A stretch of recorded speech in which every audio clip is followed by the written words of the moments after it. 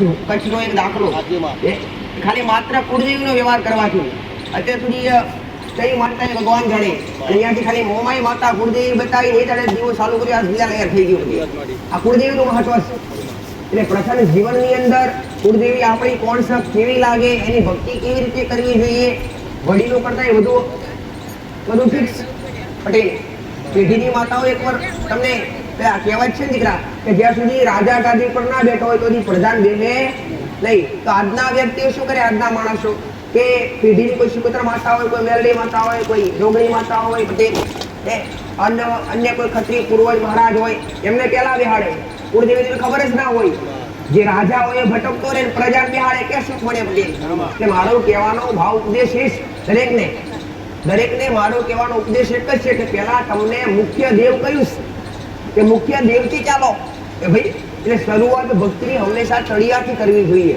પ્રવચનમાં દરરોજ કહું છું કે મુખ્ય જોવાનું કયું રહ્યું કે તમે રોશો એ જગ્યા કેવી એ જગ્યા પર શું કોઈ પટેલ રાફડાવાની જગ્યા અથવા શું કોઈ ગોગા મહારાજ તો 90% નહીં 100% દરેક જગ્યા પર વાસ હોય ને હોય ભક્તિની શરૂઆત કરવી હોય તો કુળદેવીથી કરાય પહેલા તળિયાથી કરવી મેં હવારે પ્રવચનમાં કીધું ભક્તિમાં ભંગ પાડે પટેલ ભક્તિમાં દીવા અગરબત્તીમાં મન ના લાગવા તળિયાના ગોગા મહારાજ અને ઘરની અંદર વ્યસન હોય માંસાહાર જેવું દારૂ જેવું વ્યસન તો ભક્તિમાં કોઈને સક્સેસફુલ સફળતા મળતી નથી ભક્તિ કરવી હોય તો પટેલ એકદમ ચોખ્ખા બની પવિત્ર બની ભગત બની કરાય તો જ દેવી શક્તિની માતાજીની કૃપા મળે અમારો મેલડીનો ઉપદેશ કે તમને દરેકને સાચું શીખવાડવું અને તમને દરેકને સત્ય બતાવવું સત્ય છે શું દીકરા હું એવું અત્યાર સુધી મેં બતાવ્યા ને પટેલ મેં કોઈને એવું કીધું નહીં કોઈ તમને પૂર્વજ ગણે મારા મોઢે સાંભળ્યું આટલા સમય તમે આવો મેં કોઈને કીધું કે તમને કોઈ પૂર્વજ ગણે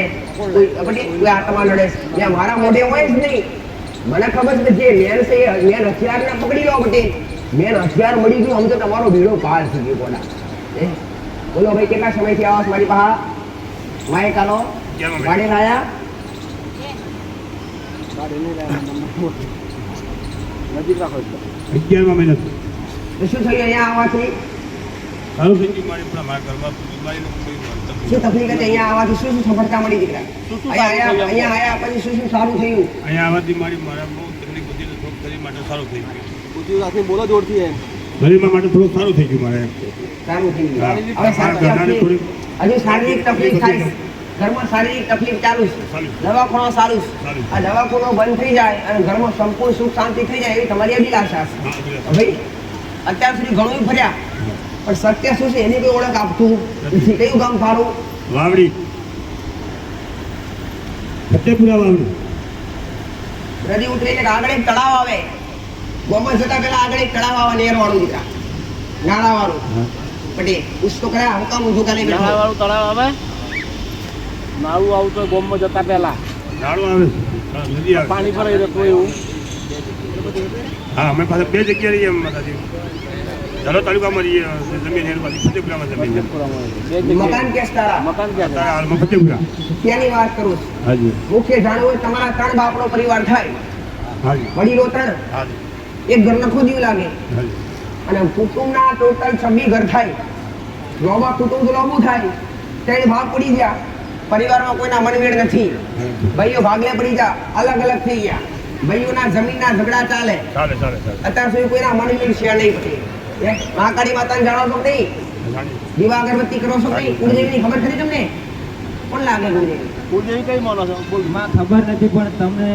મારા કાકા અહીં આવતા ને તો મારા કાકાને તમને સમજ્યું હતું કે કુળદેવી તો મારી મહાકાળીમાં લાગે તેથી તમને ખ્યાલ આવ્યો કે આપણે બધાને એક લાગે એટલે તમે જીવો ચાલુ હોના જીવ ચાલુ કરી હોના જીવ કહેવાય તમારી અસલ કુળદેવી પાવા ગઢવારી મહાકાળી માતા લાગે પટેલ પણ અસલ વડીલો તો થતા રહ્યા દુહા બધું કરતા દુહા કશું કહેવા રહ્યા નથી દુહા તો દિવાળી આવે ને એટલે મેલું કરતા જોપાઈ પૂછતા ખત્રી પૂછતા પણ આજની વસ્તી કશું કરતી મૂળ જૂના 3 મકાન હતા જૂના 3 મકાન હતા એક મકાનમાં ઓટલી હતી ઓટલી પૂજાતી વડીલો કરતા અને ઓટલીમાં વડીલો મેલું કરતા પાછા દુહા મેલું કરતા પાછળ વાળા પટેલ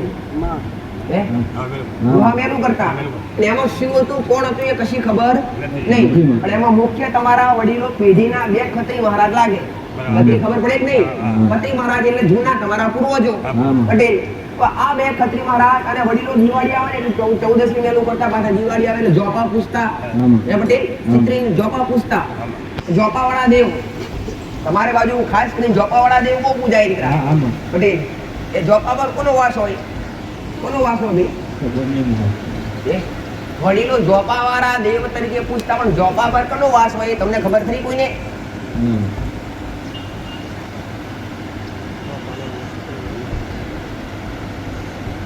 જેવી રીતના ગોમખેડાની માતા ગોમના નાકે બેઠી હોય ને, એમ જોપાની માતા જોપે બેઠી હોય પટેલ. એટલે આ જે માનતા હોય એના માટે, બાકી આમ દરેકને લાગે જ દરેક જગ્યાએ હોય જોપાવાળા દેવ પટેલ. પણ આમને શું ખાસ કરીને જોપા પર પિતૃ પૂજાતા એ ખત્રી. જોપા પર જે પૂછતા એ ખત્રી. એક નહીં, પોચ મરઘા વગેરે બધેરતા પટેલ. પણ અત્યારે આપણે કઈ મેલું કરવાનું નથી. અને એ ઓટલીમાં એક માતા પૂજાતી, બયો માતા કરી. બયો માતા કરી એટલે શુકત્ર માતા કહેવાય એને. શુકત્ર માતા. આ શુકત્ર માતા કઈ કરસ કરો પૂછ છોકરા? શિવોધન માતાનું કશું કરો છો? જોણ ખરી ખબર ખરી તમને? ખબર નથી માં. એ? ખબર ઓળખ નથી. નથી. આ ઓળખ આલું છું કે શુકત્ર માતા ઘરમાં નાની મોટી તકલીફો આવવાવાળી શુકત્ર માતા. બે જગ્યાએ તમારા ઘર લાગે હા, માં. પટેલ. આમ તો રહેઠાણ ત્રીજું છે. રહેઠાણ ત્રીજું થાય તોય થાકી ગયા, પૈસો ઘરમાં રહે નહીં, હા, માં. પાટ લાવવાનું પચી જતા રહ્યો પટેલ. હા, માં. ઘરમાં લક્ષ્મી બચે નહીં હા, માં. પટેલ. એટલે પૂછ જમીન કોને વેચી? અમારી કઈ વેચી કે તો ખરા? બાપ દાદાની. બાપ દાદા. બાપ દાદાની. ગરથારવાળી વેચી કે બીજું કોઈ પૂછ તો ખરા? હા. સરવાળી બીજી વેચી કેટલું? આ ગરધારવાળી. આમાં આ ગરથારવાળી જગ્યા વેચી એ લખોજી લાગે પૂછ તો ખરા? ના ખોજીએ છીએ કોની? હવે મને ખબર ને ગૌડિયાની છે. વડીલોના ભાગે આવેલી જમીન હા. જેને ખોજી કહેવાય પટેલ. એ ઘરથારની જગ્યા એટલે ઘરની જગ્યા, ઘરથાર એટલે ઘરની જગ્યા. હા. એ જગ્યા વેચાઈ કે નહીં? હા કે સાહેબ. કોને વેચી તમે? બાપ દાદાની. ના ના વેચી કોને? ઘરમાં કુટુંબમાં કુટુંબ. કુટુંબમાં. ભલે પણ એ ઘરથાર વાળા દેવ ક્યાં જાય ભાઈ? આમ તો તમારી પાસે મોગે કે બે ખત્રી મહારાજ, એક શુકોત્ર માતા અને લખોદિયાની 84 ખાતાની વિશાળી મેળવી તમારી કુળદેવી મહાકાળી માતા, આટલા તમારા દેવ. આને તમે બંધેક બનાવશો ને આને પૂજશો તો તમારું આ જીવન સુખમાં સુખમય જશે. કદી દુઃખનો દાડો નહીં આવે. આવું મેળવી માતા હા. પટેલ. દશામાનો દીવો કોણ કરતું ઘરે? હું કરું. મોમાઈ માતા. મોમાઈ માતા અલગ ને દશાઈ માતા અલગ. પાછી અમારા બોલવામાં ભૂલ છે કે ભાઈ દશા માતા શક્તિનો 10મો અવતાર.